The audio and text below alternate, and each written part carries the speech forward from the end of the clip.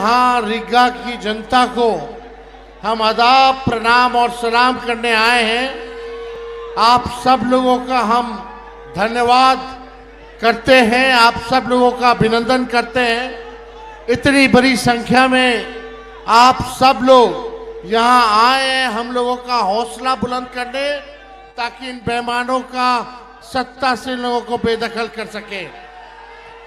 आप सब लोग जान रहे हैं, जैसे पूर्व में वक्ताओं ने कहा कि लोकतंत्र की जो जननी जो बिहार है, वहीं से भाजपा और उसकी सहयोगी इलेक्शन कमीशन लोकतंत्र को खत्म करना चाह रहे हैं।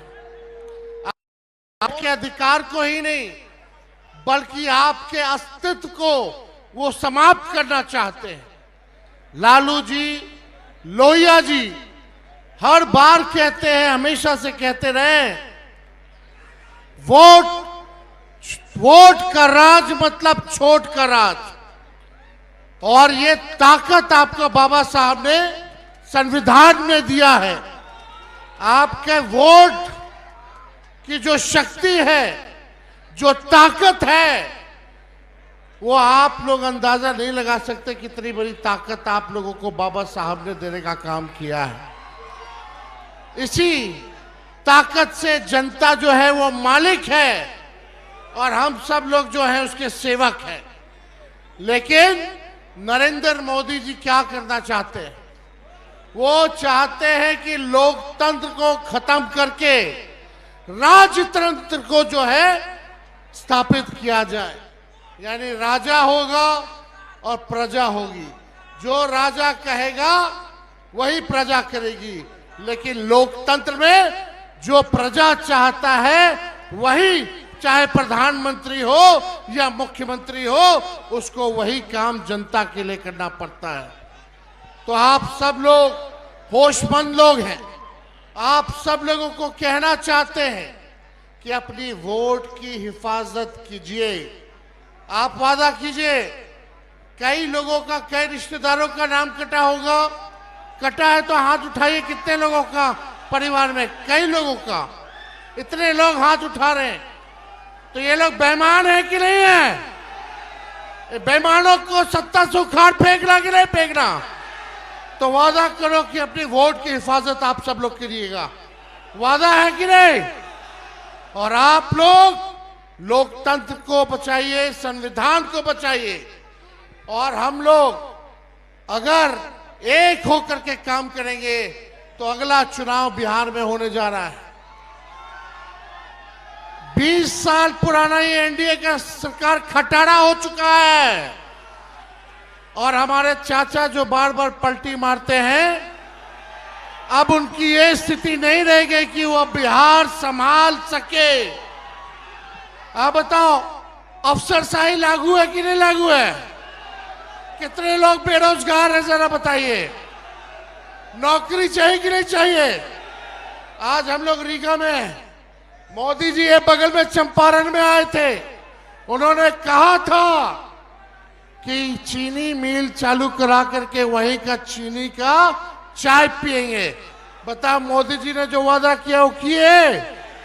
लेकिन 17 महीने जो महागठबंधन की सरकार रही, तेजस्वी रीगा आया था 20 में प्रचार में और बोल करके गया था कि अगर हम सरकार में आएंगे तो रीगा का चीनी मिल को चालू कराने का काम करेंगे। और 17 महीने जब हम उप मुख्यमंत्री थे, गन्ना विभाग आरजेडी के कोटे में था, हम लोगों ने मिल करके जो है चीनी मिल को जो है शुरुआत की। लेकिन अभी भी जो वहां काम करने वाले लोग हैं, जो पुराने लोग हैं, उनके साथ नाइंसाफी हो रही है। उनके तनख्वाह को कम कर दिया गया है, बाहर के लोगों को ज्यादा मिल रहा है। हम वादा करके जाते हैं कि अगर हम लोगों की सरकार बनेगी तो जितने मजदूर वर्कर हैं उनकी समस्याओं को भी हम लोग दूर करने का काम करेंगे। पढ़ाई, दवाई, कमाई, सिंचाई, सुनवाई और कार्रवाई वाली सरकार होनी चाहिए। लेकिन ईमानदारी से कहना, थाना चले जाइए, ब्लॉक चले जाइए, घूसखोरी बढ़ी है कि नहीं बढ़ी है? अपराध बढ़ा है कि नहीं बढ़ा है? अपराध और भ्रष्टाचार से मुक्ति चाहिए कि नहीं चाहिए?